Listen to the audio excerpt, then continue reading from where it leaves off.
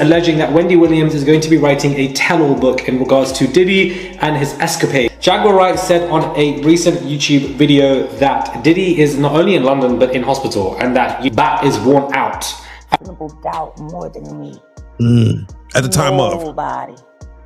No, still. Yes, to this day. Still. Listen to me. I don't give a how I feel about you. For me to have bad feelings about someone and not acknowledge art and its greatness or at its finest is hating. In California, when Mace went to basketball game, they told him, we want Puff. I believe that women have been coming out, but nobody was listening. You understand? Nobody wanted to.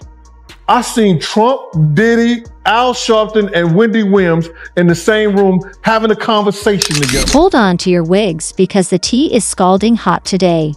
The streets are buzzing with rumors that Diddy, yes, Diddy, is in some serious trouble. We're talking hospitalization and begging for mercy kind of trouble. You heard that right. The man who's been on top of the game for decades is now pleading for a break. What could have possibly gone down to make this music mogul crumble? Listen up because this story is wilder than your last Friday night. Diddy got jumped and ended up in the hospital, begging for mercy. It's like a plot twist straight out of a juicy reality show, but it's real life. Honey, we're about to spill all the tea on what really happened to Diddy and why he's suddenly singing a different tune. Trust me, you don't want to miss this. She's in there eating on her while she was asleep. You know, snacking on his bitch, killing people cats. And guess what? They wouldn't give her a restraining order. They just told her to stay away from Beyonce and work for somebody else. Guess what? She's having a hard time finding work too. Which is interesting because she's a brilliant musician. And she was trained at the esteemed Berklee College of Music. Handpicked by my very good friend, Terry Lynn Carrington, Dr. Terry Lynn Carrington, who put together Beyonce's entire female band, which was Matthew Knowles' idea because he couldn't get Beyonce to stop people. Guess you didn't know your daughter well enough because she just started f***ing all the girls. Impulse control issues? I don't know. I'm saying, Sean Carter, you're a piece of shit. Taking Pimp C wasn't bad enough. You just want to go down there and you want to just remove all of the balls from every real gangster in Houston. Why did that house burn up? Who goes to their childhood house for a visit and the shit goes up in flames? That was very weird. The next day, within the week? And no, the next day. The next day. And still, no real investigation on how the house just went up in flames. Man. I guess they paid y'all off. Like they paid y'all off for that Astro World. So, let me ask you. Texas politics. Yeah, Texas politics, man. It's that right there. We're gonna talk about the episode, but for right now, I just got to get your take on when we see a Killer Mike win 3 Grammys and get arrested immediately after because Jay-Z paid somebody to up just so he couldn't have a good night. You, Sean. Hey, man. Weirdo. Oof. I don't get no what you got in your head, that Neuralink. You'll never outthink me. Ever. All I do is frustrate your AI. You can't quantify me. You can't even control your wife. You gonna handle a bitch like me. You can't even control that goofy bitch. You should have done a better job. Maybe she wouldn't have had to lose her mind on Kathy. Cause you ain't protecting you. Think about Claudia Jordan right now. Claudia Jordan don't ever mention my mother name. She mentioned it yesterday. talking about why people are afraid to come forward. You mean like you? You was Diddy girl. Corey was Jay-Z girl. Why don't you claim your friend? Claudia. So, Jack, when you say... When I say Corey, I'm talking about Kathy White. Oh, yeah. That's what I was about to ask. Jay-Z's pregnant mistress. Yeah. Who died of an imaginary aneurysm. Just like the woman who was best friends with Kim and Kimura, who wrote the book Bling and died as soon as it made the bestseller. All right, let's dive into the nitty-gritty of what went down with Diddy. The streets are buzzing, and everyone is trying to figure out how the mighty have fallen. So what really happened to put Sean Combs in the hospital, begging for mercy? Word on the street is that Diddy was out at a fancy LA nightclub, doing his thing when things took a wild turn. Apparently, he got into a heated argument with some unknown individuals. Could be rival music execs, could be old enemies. We just don't know yet. But it didn't end with just words. Next thing you know, Diddy's security team lost track of him for a hot minute, and that's when it all went down. Sources say he was cornered in a back alley behind the club. Now we're not talking about a little scuffle here. This was a full-on beatdown with multiple attackers going at him like he owed them money or something. The tea is that Diddy took some serious hits, bruised ribs, a black eye, and maybe even some broken bones. It was bad enough that someone called 911, and before you know it, our man was being whisked away in an ambulance looking like he'd gone 10 rounds with Mike Tyson. But here's the real kicker. Why did this happen? The rumor mill is churning out all kinds of theories. Some folks are saying it's connected to those recent lawsuits against him, you know, the ones where he's been accused of some pretty nasty stuff. Others are whispering that it might be payback from someone in the industry he's crossed over the years. You know, Diddy's made his fair share of enemies climbing to the top of that music mountain. Could be someone decided it was time for a little revenge, or maybe it's something completely different.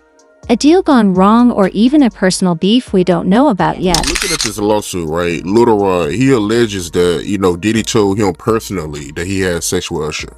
And when you look at the lawsuit, even though they got Usher's name redacted, you could tell who it is because they describe him as the guy that performed at the Super Bowl. Right. So, we all know who that is, but how you feel about that, man? Well, I mentioned that earlier, that he said about Stevie J. The Usher part, that's a touchy situation, man. You know what I'm saying? Because I had a certain feeling, and I felt a certain way when Usher got on Shay Shay, and I don't mean to mention other people's platforms, but he got on Shay Shay and he mentioned how great and how good Puff taught him and everything. You know what I'm saying? About the business, right? I know, and people know, that was around that in that time that Puff and Usher did have a situation. And that situation led Usher to the hospital. Now I let Usher explain that to y'all. I let Usher tell that story. But how dare you say a man that groomed you, you gonna give him a pass? Bruh, you know I know. Let me reframe you on something. Remember Usher? We was at the Swiss Hotel. Puff had Kim in the room. Had one of Keith Sweat's baby mothers in the big room outside the master bedroom. He came outside in his robe. She gave him a fellatio right there. His back was turned to me. She gave him a fellatio. You knocked on the door. I came and opened the door for you. Puff went in the room. You came in the room and kissed that girl dead in her mouth. Now I'm telling that Because you taking up for somebody that you know and a lot of more people know didn't do you right when you was at Diddy camp.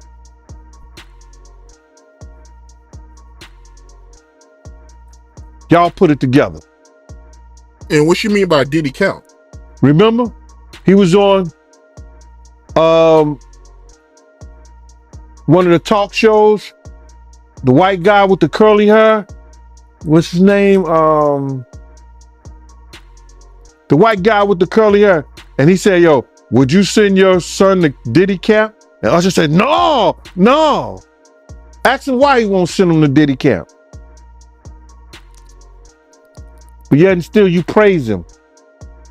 Damn, man, and you said that, I know you can't go into detail, but you said that it was a situation where Diddy sent him to the hospital? Let Usher explain that to you. Let Usher mama explain that to you. And the hospital was in Scarsdale, New York. Whatever the reason, it's clear that Diddy is in a world of hurt right now. The hospital isn't exactly champagne and caviar, if you know what I mean. From what we're hearing, he's not just hurting physically. This whole incident has shaken him up something fierce. People close to the situation are saying Diddy's been uncharacteristically quiet since he was admitted. No social media posts, no public statements, just silence.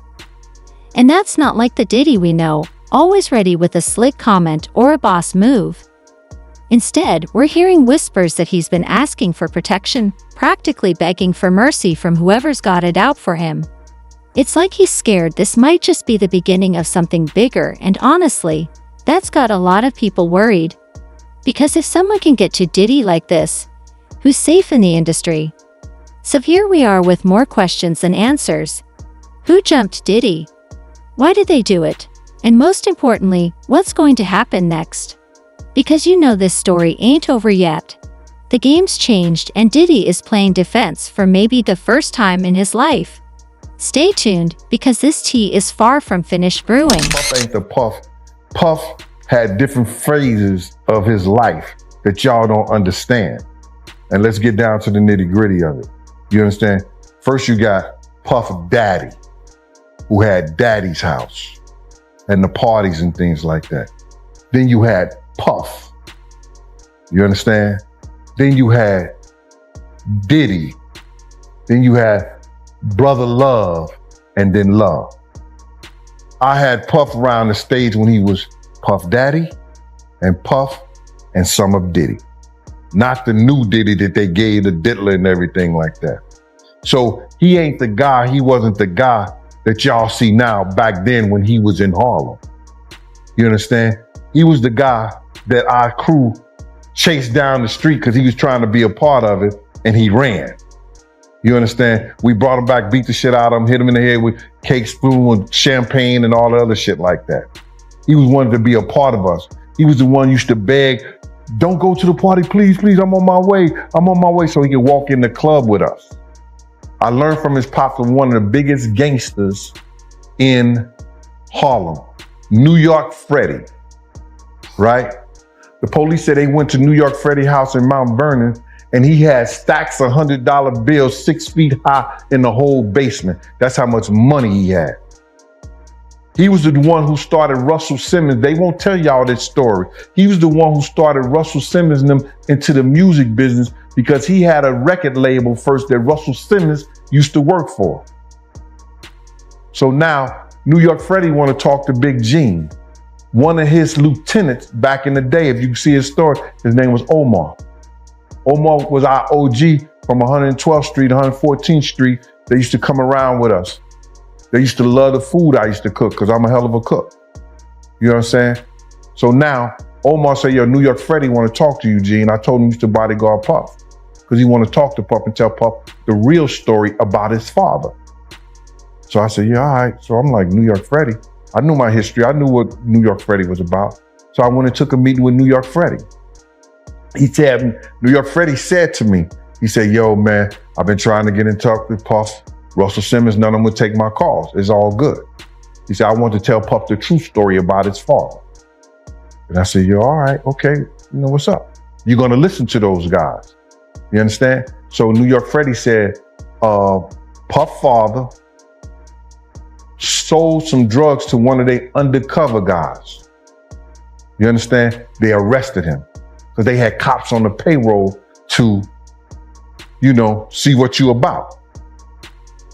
He said they brought him the tape and the written confession that Puff father signed. So I was like, yo, he said, we gave him $10,000. It was a New York City cop. He worked for them. He said, we gave him $10,000. Puff father said that he only told because he had a wedding to go to, which I thought was hilarious. You understand? This is coming from New York Freddie. So he said that I wanted to talk to Puff, but he wouldn't take my calls. He wouldn't see me. He said, I want to let him know that I told the guy, y'all got to get rid of him. Earl, Diddy's always been living the high-flying life. But lately, the man's been in more hot water than a tea bag. Let's rewind and spill some tea on why this music mogul's been making headlines for all the wrong reasons. Remember when Diddy was just about the beats and the bling? Those days are long gone, honey. The streets are saying his empire is starting to crumble, and it ain't just because of his fashion choices. We're talking serious allegations that have everyone's jaws on the floor. First up, there's been all this drama with his ex, Cassie. She came out swinging with some heavy accusations, talking about abuse and all sorts of wild stuff. The internet was buzzing like a beehive after that bomb dropped. And just when you thought it couldn't get messier, more women started coming forward with their own stories. It's like opening Pandora's box, but instead of hope, it's full of scandals. But wait, there's more. Diddy's been caught up in some legal drama that's got nothing to do with his love life. We're talking lawsuits, investigations, and enough paperwork to wallpaper a mansion. Fans have been sniffing around his businesses, and let's just say they ain't there for the Ciroc. All this mess has got people looking at Diddy sideways. You know how it is. One day you're on top of the world. The next you're trending for all the wrong reasons. His image has taken more hits than a punching bag at a boxing gym. And don't even get me started on what this is doing to his business. Brands are running away faster than you can say, bad boy for life. It's like watching a car crash in slow motion, but with designer labels and million-dollar contracts. It's so difficult to reflect on the darkest times in your life, but sometimes you gotta do that. I was up. I hit rock bottom, but I make no excuses. My behavior on that video is inexcusable. I take full responsibility for my actions in that video. I'm disgusted. I was disgusted then when I did it, I'm disgusted now. I went and I sought out professional help. I had to go into therapy, going to rehab. Had to ask God for his mercy and grace.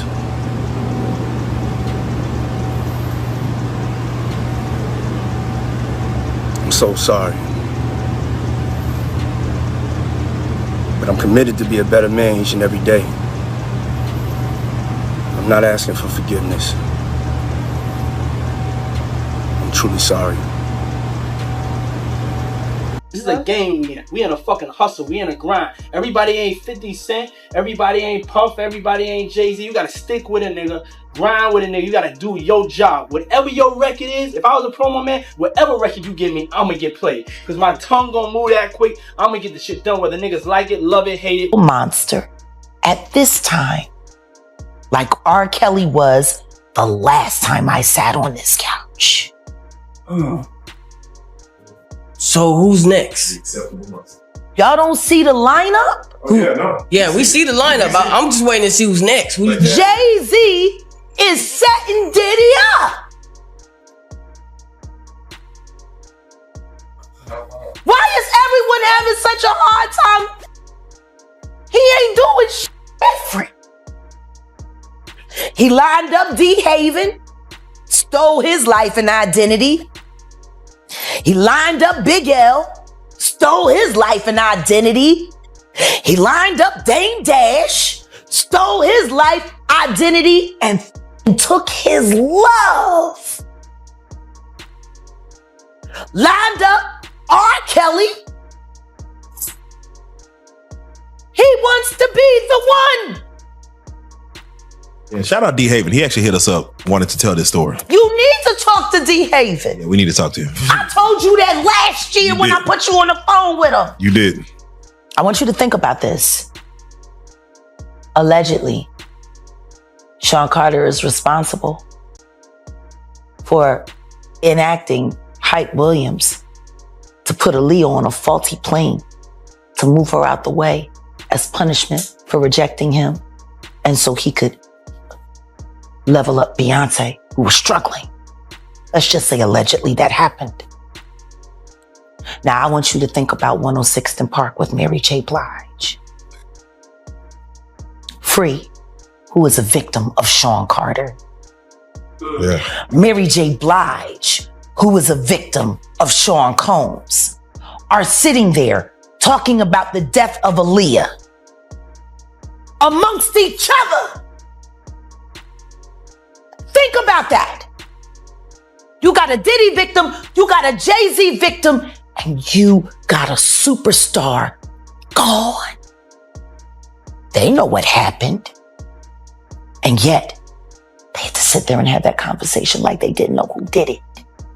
Mm. Think of the power of that moment.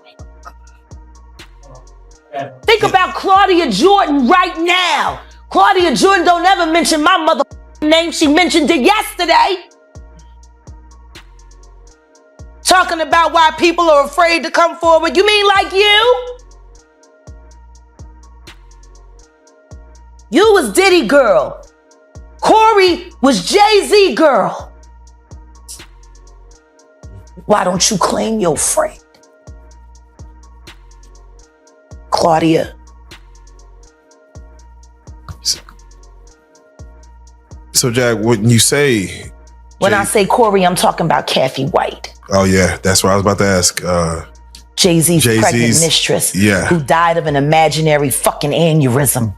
Just like the woman who was best friends with Kim and Kimura, who wrote the book Bling. In Shale, social media has been buzzing like Times Square on New Year's Eve, with everyone sharing their thoughts.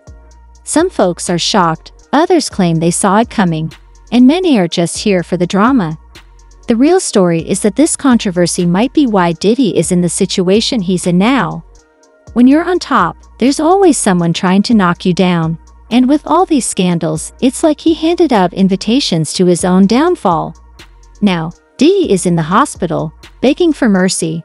Is karma catching up with him, or is there more to this story than meets the eye? One thing's for sure, Diddy's fall from grace isn't just a stumble. It's a full-on tumble down the Hollywood hills. You can't go to the boss because the boss is fucking you. And the boss's boss don't get no fuck. Can't go to the authorities. They're all bought and paid for. You could try to get a special prosecutor, but they'll just pay somebody to reassign him to another case. Where the fuck you go when you get f***ed over by the industry? Nowhere. That's where you go nowhere. Which is where people like me step in. You right, I go to Diddy parties to walk mother out, cause ain't nobody stopping me when I come. So let me ask you, because I look at Gabriel Union, and when you mention things like Jay-Z's time is coming for him, then I look at Beyonce, and I say that, women do have that country album, and any of you that buy that shit stupid as shit. You don't give it no trap music with goddamn a holster and a pad. But she remade Jolie. That I'm gonna tell you the song she should have remade. It's a hit. It would have done great for her. She should have tried it on. Tammy Wynette. Classic. Stand by your man. Don't act like you don't know that hell. Remake that. Stand by that. That's a real country hit. Jolene, nice. But it has a ring to it. Stand by your man. Yeah. Whoops. And disrespects you with other like Kathy Coriana White. All right, well, let's do it like who was this. actually carrying his baby while you was spanking it.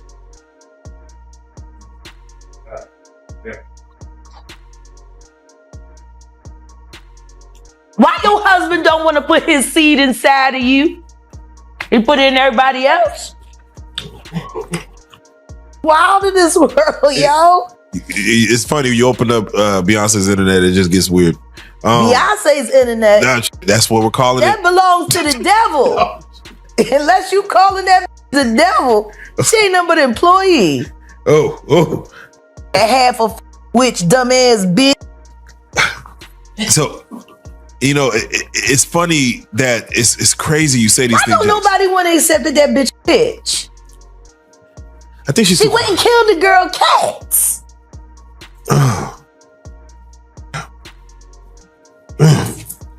Okay. A girl went to court and charged her with extreme witchcraft. She was hypnotized. She was drugged. Girl, you thought we were done spilling the tea? Honey, we're just getting started. Let's dive into the juiciest story of the season, Diddy's desperate plea. It's juicier than a peach in August.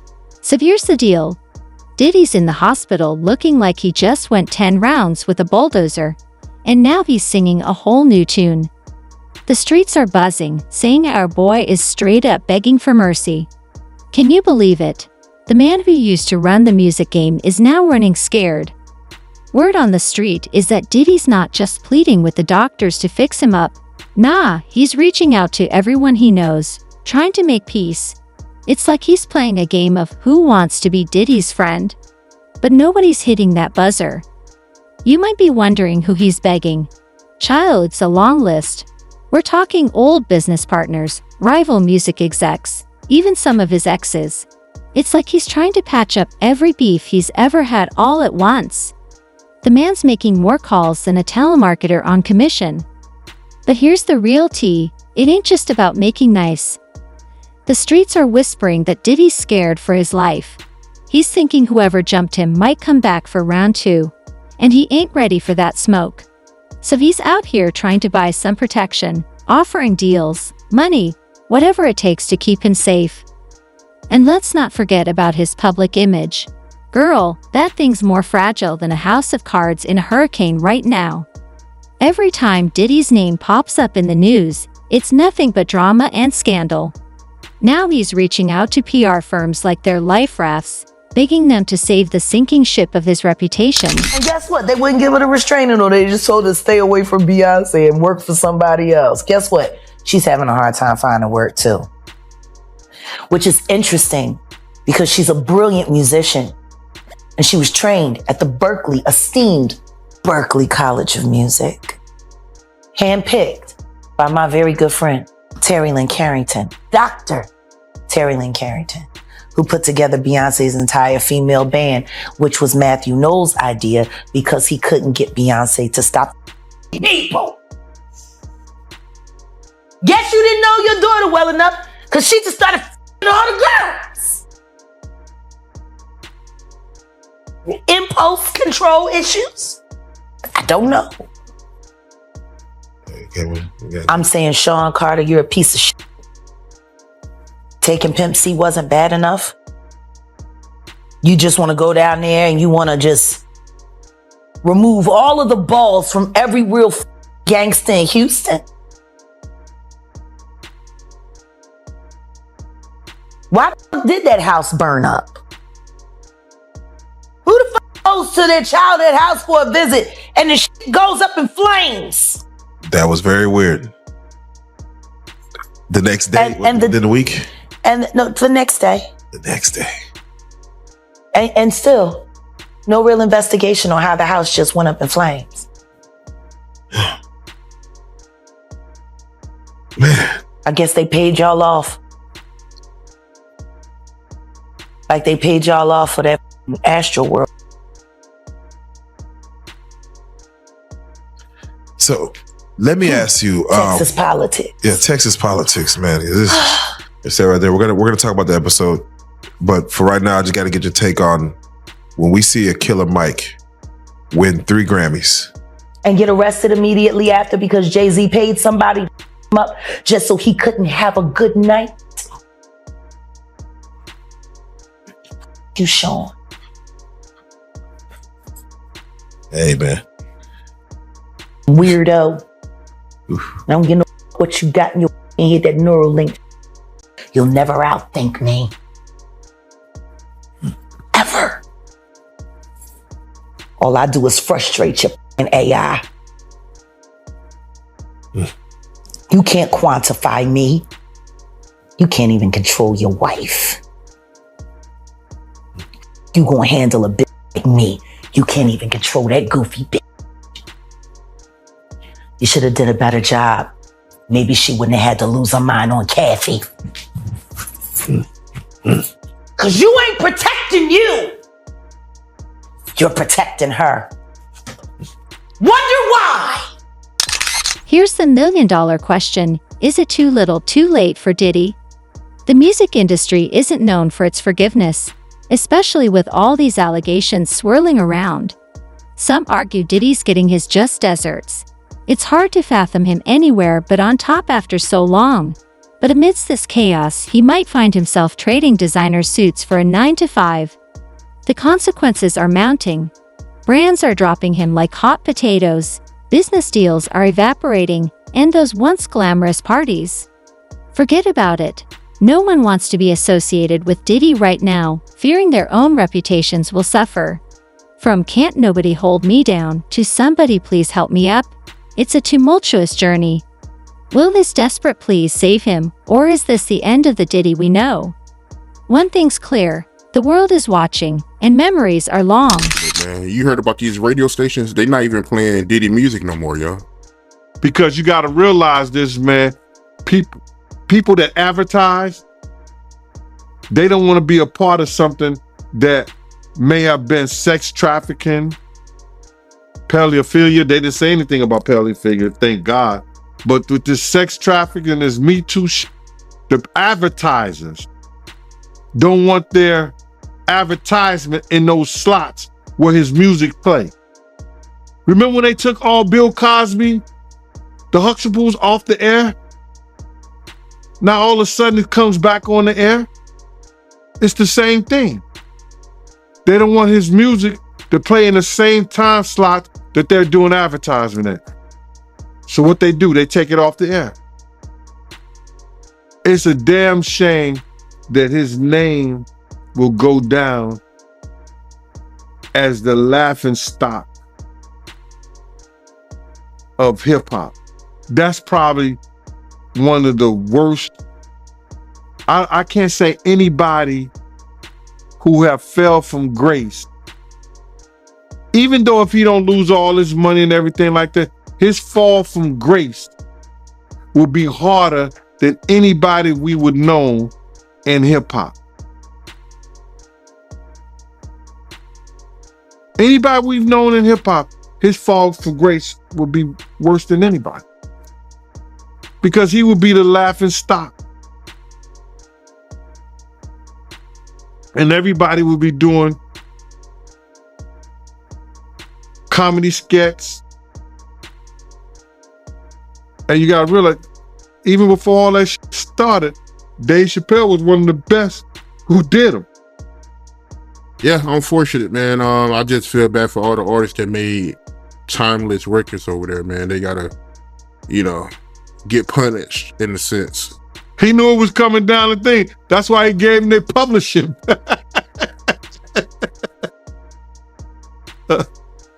Yo, my man, listen to me, bro. What happens is this, bro.